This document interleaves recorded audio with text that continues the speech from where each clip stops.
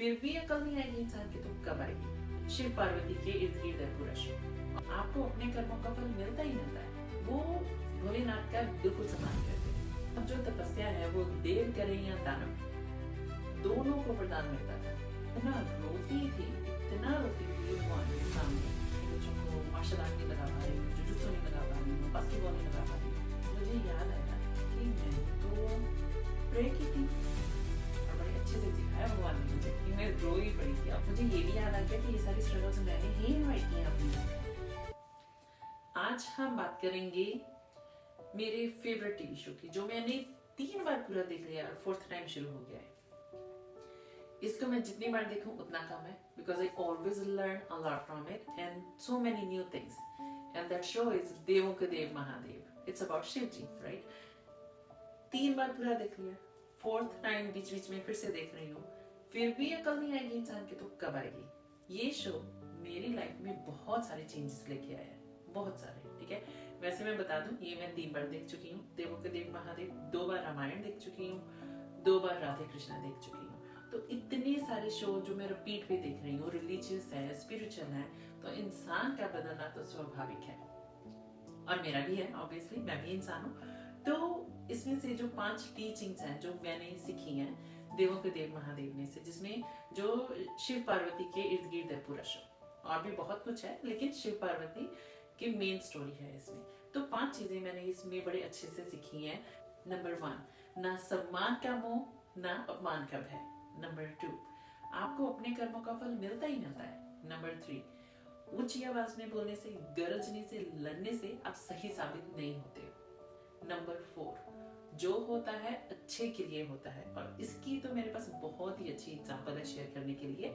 Number 5, आपकी अपनी एक अलग जर्नी है, उसको किसी से शेयर नहीं करना है। सबकी अलग जर्नी है, डिफरेंट स्ट्रगल्स है, डिफरेंट सिचुएशंस है, जिसकी वजह से हम सब ने कुछ डिफरेंट अचीव किया है लाइफ में या नहीं किया है, लेकिन इसको बदला जा सकता है। पहले 3 मैं एक एग्जांपल में कवर करूंगी। ठीक है, पहला था ना सम्मान का मोह ना अपमान का भय। दूसरा, कर्म फल मिलता ही मिलता है। नंबर 3, लड़ने झगड़ने से, गरजने से आप सही साबित नहीं होते हो। फॉर एग्जाम्पल, जो राजा दक्ष थे, माता सती के पिता, वो भोलेनाथ का बिल्कुल सम्मान नहीं करते थे, लेकिन भोलेनाथ कभी भी उनके अगेंस्ट नहीं थे। क्यों? क्योंकि वो संसार को चला रहे थे।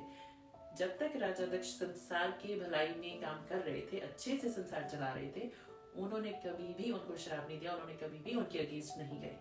जबकि काफी लोगों ने उनको पूछा कि ऐसा क्यों है, तो उन्होंने बोला कि वो सम्मान का मोह रखते ही नहीं है, उनको सिर्फ इस चीज से मतलब है, वो सिर्फ इस चीज की केयर करते हैं कि क्या संसार सही तरीके से चल रहा है। That's it. नंबर 2, जैसे मैंने बोला था कि कर्म फल तो मिलता ही मिलता है। अब जो तपस्या है वो देव करे या दानव, दोनों को वरदान मिलता था।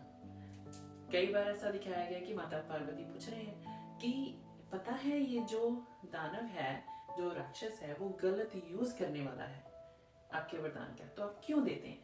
तो उनका हमेशा जवाब होता था कि वो देव हो या दानव हो, लेकिन अगर उसने सच्चे मन से तपस्या की है, सच्चे मन से काम किया है, तो उसको उसका कर्मफल मिलना ही मिलना है।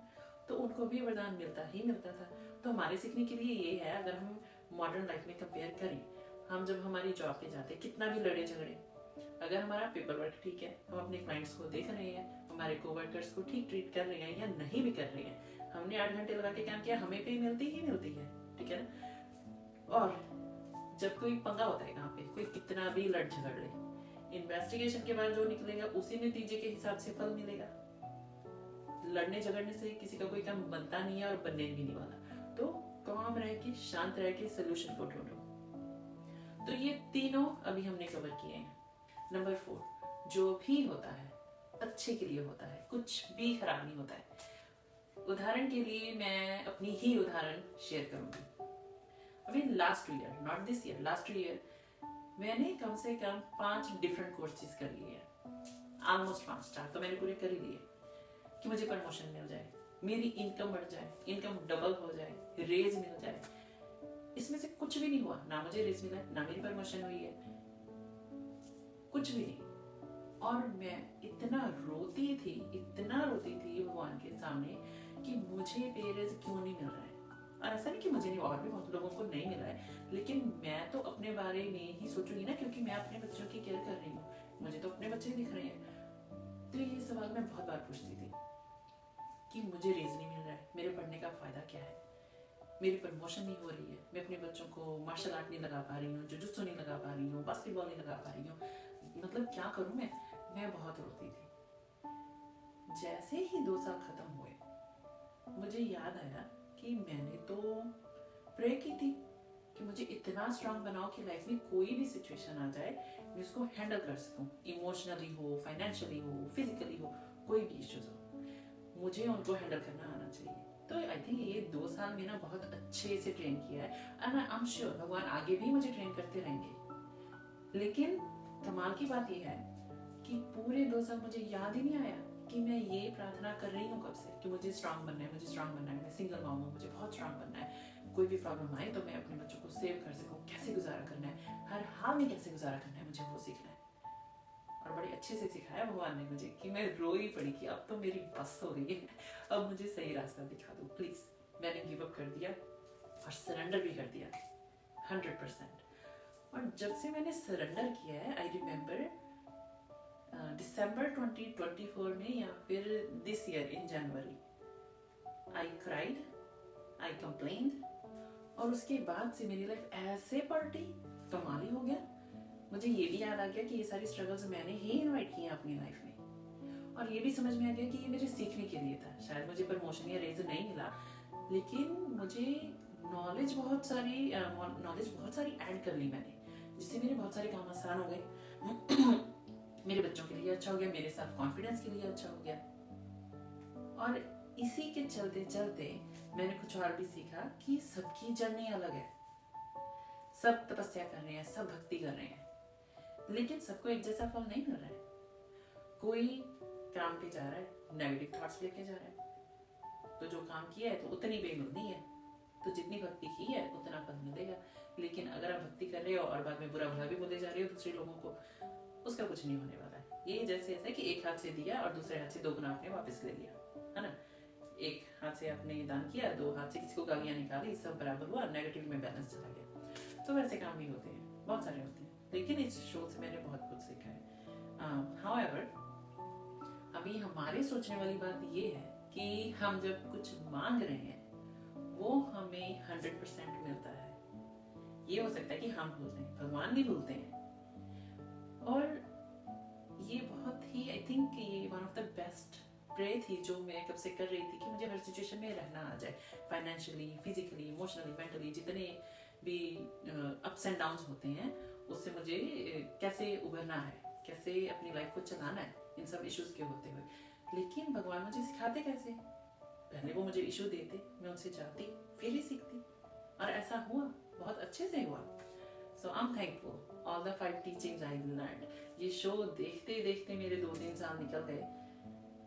आई थिंक मैंने जो प्रार्थना की थी वो बड़े अच्छे से कबूल हुई है, बड़े अच्छे से सुनी है भगवान ने, और मुझे स्ट्रांग भी बनाया है। पहले मुझे लगता था कि पैसे नहीं है मैं क्या करूँ, अब मुझे लगता है कि अरे मेरे पास एक घर है, मेरे बच्चों के पास खाना है, इतनी अच्छी फैमिली है जिसमें मैं रह रही हूँ, उनको सिखा रहे हैं, मैनर्स अच्छे सीख रहे हैं, वो रिस्पेक्टफुल इन्वायरमेंट में ग्रो कर रहे हैं। ये तो बहुत अच्छा है। बहुत सारे लोग होमलेस है, तो मुझे ब्लेसिंग्स दिखनी शुरू हो गई चारों ओर, फैमिली में, काम पे, कि बहुत सारे लोगों के पास काम नहीं है, लोग ले ऑफ हो रहे हैं, मेरे पास तो जॉब है, अच्छी वाली जॉब है।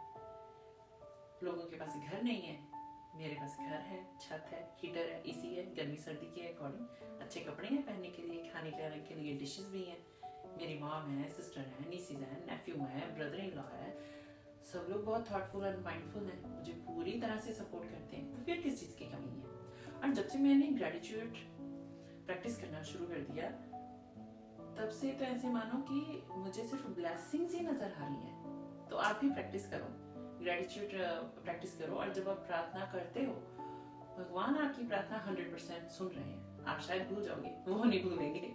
तो अगर आपकी लाइफ में परेशानियां आ रही हैं, घबराने की बात बिल्कुल भी नहीं है।